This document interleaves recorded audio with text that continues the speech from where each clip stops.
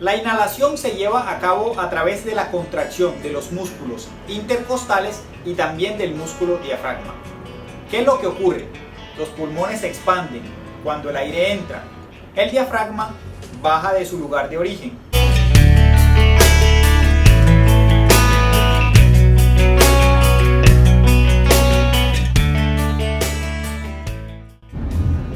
Hola amigos, un saludo para todos. Espero que se encuentren bastante bien. En el siguiente video daremos continuidad al tema de trauma de tórax. Hablaremos específicamente sobre anatomía y fisiología, los aspectos más destacados que debemos conocer para poder generar una mejor atención en nuestros pacientes. No siendo más, vamos a empezar.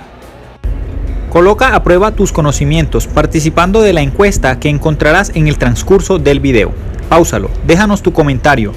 Dejaremos la respuesta al final. El tórax es un cilindro más o menos hueco, el cual está conformado de estructuras óseas y musculares. Tiene 12 pares de costillas. Los 10 pares superiores se encuentran conectados a la columna vertebral por la parte posterior y por la parte anterior se encuentran conectados con el esternón. Los 2 pares inferiores se encuentran conectados por la parte posterior a la columna y por la parte anterior no tienen conexión con ninguna estructura ósea. Estos 2 pares de costillas son denominados los pares de costillas flotantes. Esta caja ósea provee una gran protección a los órganos internos de la cavidad torácica. Incluso en su parte más inferior, con las costillas flotantes, protege órganos que limitan o que están entre la cavidad abdominal y la cavidad torácica.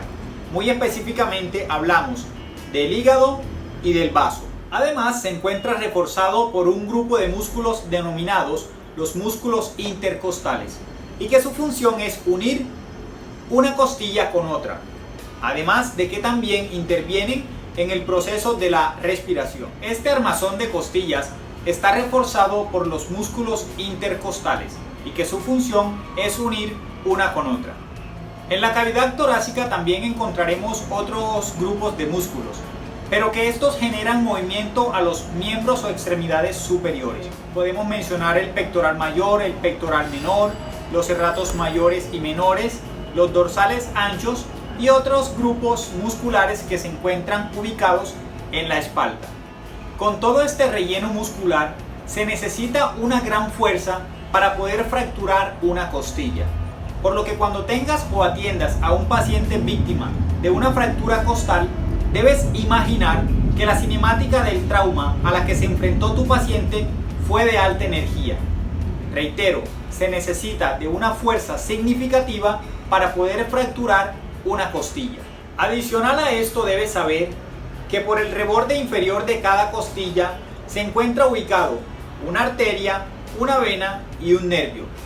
Cuando atiendas a un paciente víctima de una fractura costal, también debes sospechar que hubo compromiso arterioso, venoso o del nervio.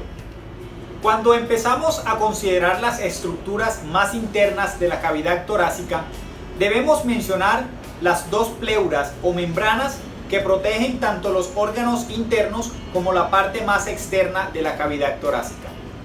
Tenemos 2 membranas o pleuras, una pleura denominada la pleura parietal que se encuentra contra las paredes del tórax y también tenemos la pleura visceral que es la que protege o recubre los órganos internos. Normalmente entre estas 2 pleuras no hay espacio, no hay ninguna situación involucrada, excepto una pequeña cantidad de líquido, el cual se encarga de unirlas entre sí. Estas membranas debemos mencionarlas sí o sí, por una razón, porque cuando el mecanismo de lesión genera un daño importante en estas membranas, nos podemos enfrentar a 3 entidades importantes. La primera de ellas es denominada el neumotórax y se define como la presencia de aire entre las 2 pleuras.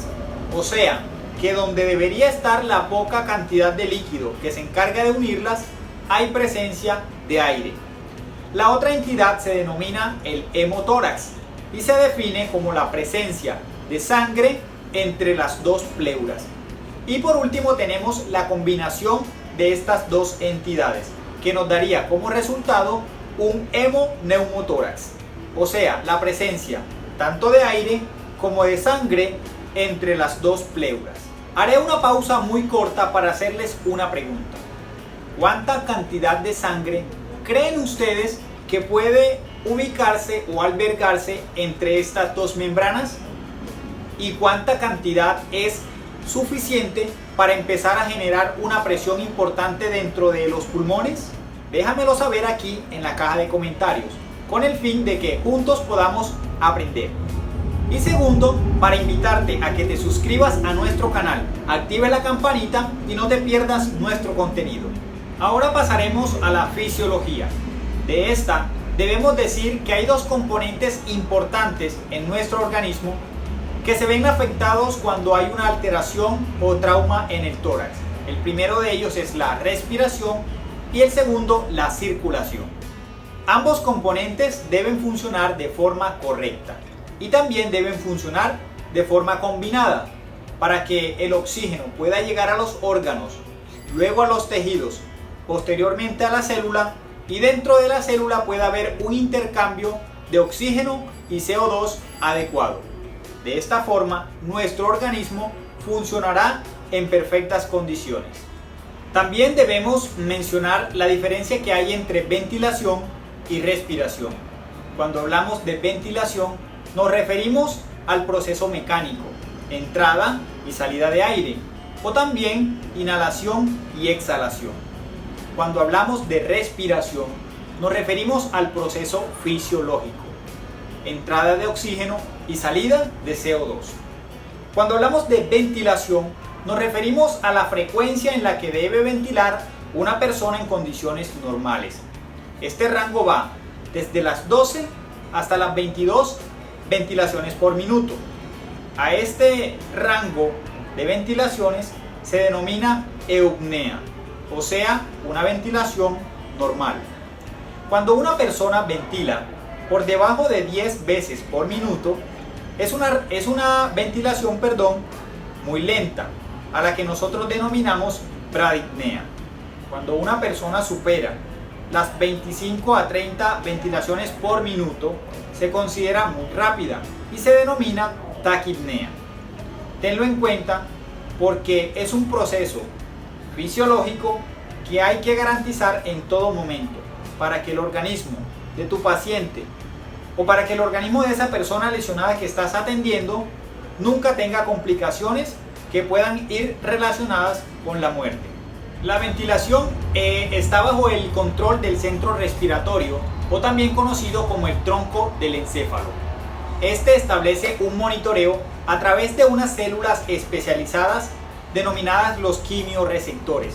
Los quimiorreceptores se encargan de establecer o monitorear la presión parcial de CO2 y la presión parcial de oxígeno.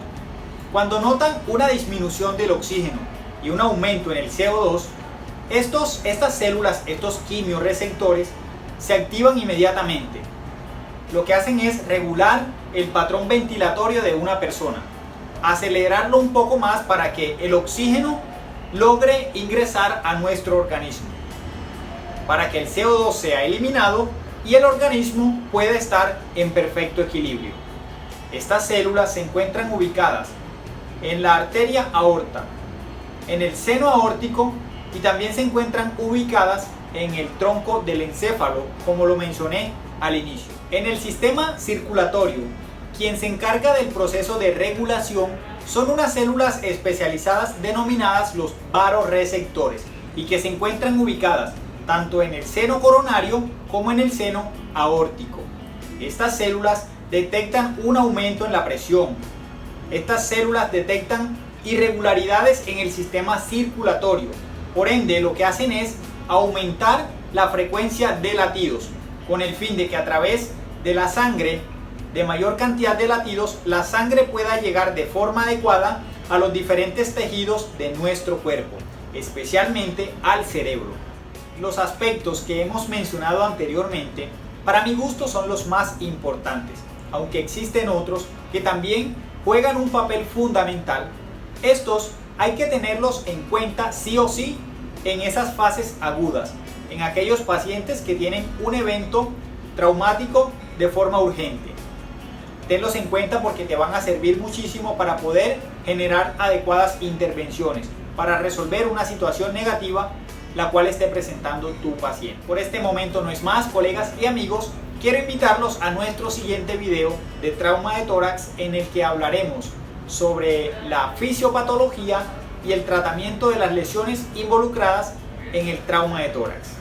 Un saludo para todos y hasta luego.